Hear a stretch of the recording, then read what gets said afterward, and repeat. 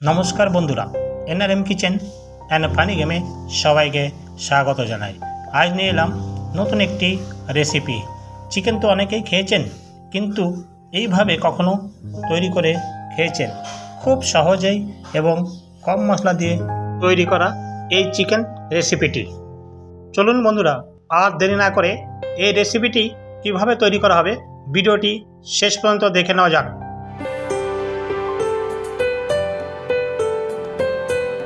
বাজার থেকে 1 কেজি মুরগির মাংস নিয়ে এসেছি, সেটা ধুয়ে সব প্রসেসিং করে নিয়েছি। এবার এর মধ্যে 2 চামচ লবণ দিয়ে দিলাম, তারপরে 2 চামচ হলুদ গুঁড়ো দিয়ে দেব। এই হলুদ গুঁড়ো দেওয়ার পরে 2 চামচ জিরে গুঁড়ো দিয়ে দেব।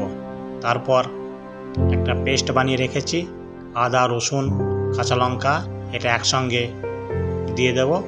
এবার এখানে 2-3টে পেঁয়াজ কুচি করে রেখেছিলাম সেটা দিয়ে দেবো। এখানে সর্ষের তেল দিয়েছি, সেটা দেখাতে পারেনি। এবার একটা রসুন কোয়া ওটাকে ছুলে এর মধ্যে দিয়ে দিলাম, দিয়ে এবার একসঙ্গে ভালো করে মিশিয়ে নেব।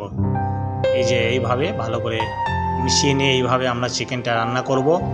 মশলা সব একসঙ্গে দিয়ে ভালো করে মিশিয়ে নিয়েছি। এবার একটা আলু কেটে রেখেছিলাম সেটা এবার ভেজে নেব। কড়াইতে পরিমাণ মতো সর্ষের তেল দিয়ে দেব। সর্ষের তেল গরম হতেই আলুগুলো এর মধ্যে দিয়ে দেব। সব আলু দেওয়া হয়ে গেছে। এইবার খুন্তির সাহায্যে উলট পালট করে নেব। আমাদের আলু ভাজা প্রায় হয়ে গেছে, এই যে লাল লাল হয়ে গেছে। আলু ভাজা আমাদের কমপ্লিট। এবার আলুগুলো তুলে নেব। অল্প অল্প করে আলুগুলো তুলে নেব। আলুগুলো তোলা কমপ্লিট হয়ে গেছে। এইবার এই তেলের মধ্যেই একটা শুকনো লঙ্কা, একটা তেজপাতা ও 1 চামচ গোটা জিরে এর মধ্যে দিয়ে দেব। এটা ফোড়ন দিয়ে দেবো একবারে। আমরা যেহেতু মাংসটাকে মশলা সঙ্গে মিশিয়ে নিয়েছি, তার জন্য এখানে এই ফোড়ন দেওয়ার পরে যে মাখানো এই যে চিকেনটা সেটা এর মধ্যে দিয়ে দিলাম।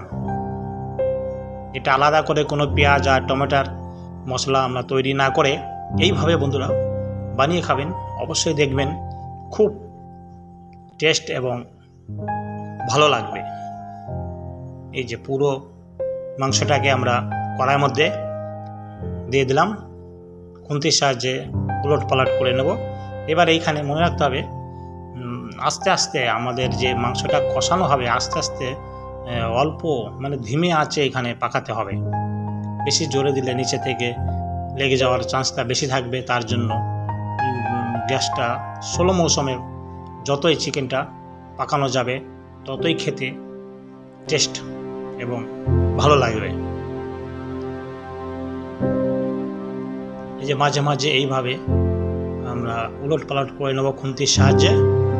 আমাদের চিকেন কষা রেডি হয়ে গেছে। এবার যে আলুটা ভেজে রেখেছিলাম সেটা এর মধ্যে দিয়ে দেব। এটাও খুন্তির সাহায্যে মিশিয়ে নেব মাংসের সঙ্গে। আর এবার একটা টমেটো কুচি করে রেখেছিলাম, এইখানে টমেটোটাও এর মধ্যে দিয়ে দেব। যেহেতু মশলা দিয়ে মাখিয়ে একসঙ্গে মাংসটাকে তৈরি করা হচ্ছে, তাই টমেটোটা ওই সঙ্গে মাখানো হয়নি। এটা টমেটোটা ঠিক মাংস কষানোর পরে ঠিক হয়ে যাওয়ার মুহূর্তে তখন এই টমেটোটা দিতে হবে।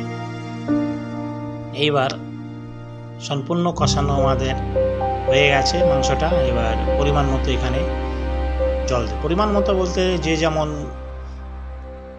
কেউ যদি ঝোল খেতে বেশি পছন্দ করে তাহলে জলটা বেশি দিতে পারবেন, আর যদি ঝোল কম খেতে চান তাহলে জলটা সেই পরিমাণ মতো দিতে হবে। জলটা দেওয়ার পরে খুন্তির সাহায্যে এটা উলট পালট করে নেবে। দেখুন বন্ধুরা কত সুন্দর যে মাংসের ঝোলটা টকবক করে ফুটে উঠেছে। এবার আমাদের মাংস প্রায় ঠিক রেডি হওয়ার মধ্যেই, এই দেখুন। এরপর একবার আবার খুন্তির সাহায্যে উলট পালট করে নেব।